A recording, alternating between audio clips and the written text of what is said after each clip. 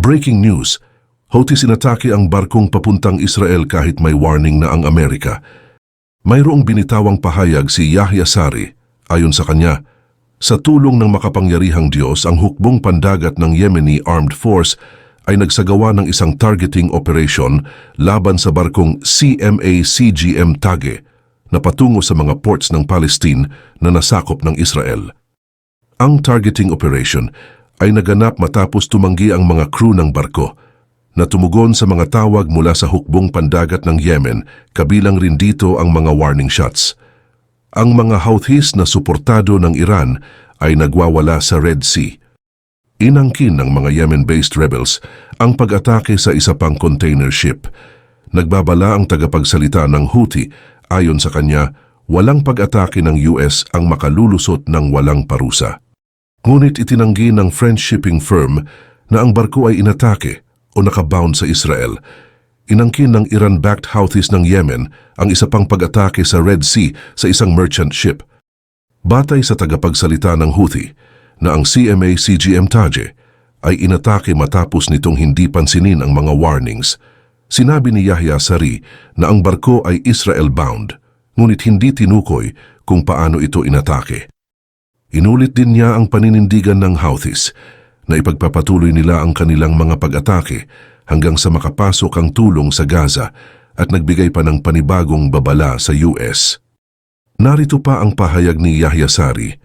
Ang hukbong sandatahan ng Yemeni ay nagpapatunay na ang anumang pagsalakay ng mga Amerikano ay hindi palalampasin o hindi sila papayag na hindi ito maparurusahan. Ang hukbong sandatahan ng Yemen ay nagbabala sa Amerika at sa iba pang mga pag-atake o mga aksyon na bumubuo ng proteksyon para sa mga commercial ships na patungo sa Zionist entity. Gayunpaman, ayon sa French shipping giant CMA-CGM na ang barko ay hindi nagdusa sa anumang insidente. Idinagdag pa nito na ang barko ay hindi patungo sa Israel, ngunit naglalayag ito sa Red Sea at patungo sa Alexandria sa hilagang dulo ng Suez Canal ng Egypt. Sinabi ng United Kingdom Maritime Trade Operations na ang isang barko ay nasa loob ng pagsalakay sa mga oras ng paglagpas nito sa CMA-CGM Tage. Ngunit ang barkong ito ay hindi pinangalanan. Sinasabi rin na may mga ulat ng 3 pagsabog na 1 to 5 nautical miles mula sa isang merchant carrier. Kamakailan lang sinabi ng US Central Command na ang mga rebeldeng suportado ng Iran ay nagpalipad ng 2 anti-ship ballistic missile sa southern part ng Red Sea. Noong December 31, napatay ng US Naval Forces ang 10 Houthi fighters at sila ay nagpalubog ng 3 Houthi boat. Ayon sa US, ito ay pagtugon sa pag-atake ng Houthi sa barkong Maersk Hangzhou. Maraming mga container shipping lines ang umiiwas sa Red Sea dahil sa mga sunod-sunod na mga pag-atake. Mas gusto nilang maglayag na lang ng libu-libong milya, paikot sa Afrika.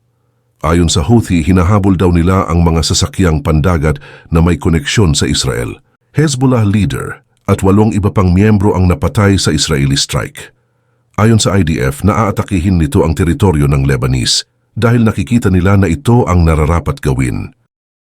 Nagwarning naman ang pinuno ng Hezbollah na si Nasrallah tungkol sa pakikipaglaban na walang limitasyon. Nangako si Raisi na ang Zionist regime ay magbabayad ng malaki para sa Iran blasts. Nagkaroon ng palitan ng atake sa hilagang hangganan ng Israel at sa timog na hangganan ng Lebanese. Ang pinakahuling pag-atake ng Israeli ay pumatay sa Sham na miyembro ng Hezbollah sa southern Lebanese sa bayan ng Naqoura, batay sa ulat ng Al Jazeera. Ayon sa mga ulat, ang isa sa mga napatay ay kinilalang si Hussein Yazbek, isang senior Hezbollah official. Ang hukbo ng Israel ay naglabas ng isang pahayag na nagsasabing tinatarget nila ang mga site ng Hezbollah sa katimugang bahagi ng Lebanon. Mahigit sa 140 Hezbollah fighters at 200 sibilyan ang napatay sa teritoryo ng Lebanese, gayon din ang hindi bababa sa 11 sundalong Israeli sa Israel. Ang mga puwersang Israeli sa hilaga ng bansa ay nasa state of readiness, ayon sa Military Chief of General Staff. Sinabi ng hukbo ng Israel na magpapatuloy sila sa pag-atake sa teritoryo ng Lebanese dahil sa tingin nila ay ito ang nararapat. Ang ating laban ay walang limitasyon, panuntunan at kontrol. Umaga ng January 3, binalaan ng pinuno ng Hezbollah na si Hassan Nasrallah ang Israel laban sa pakikipagdigma nito sa Lebanon. Sinabi ni Nasrallah na ang kanyang militanteng grupo ay lalaban ng walang limitasyon, ng walang mga panuntunan, at ang isang digmaan ay magiging napakalala. Narito ang kanyang pahayag: kung ang kalaban ay nag-iisip na makipagdigma laban sa Lebanon, kung gayon, ang ating laban ay walang boundary, walang limitasyon, walang mga panuntunan at walang kontrol.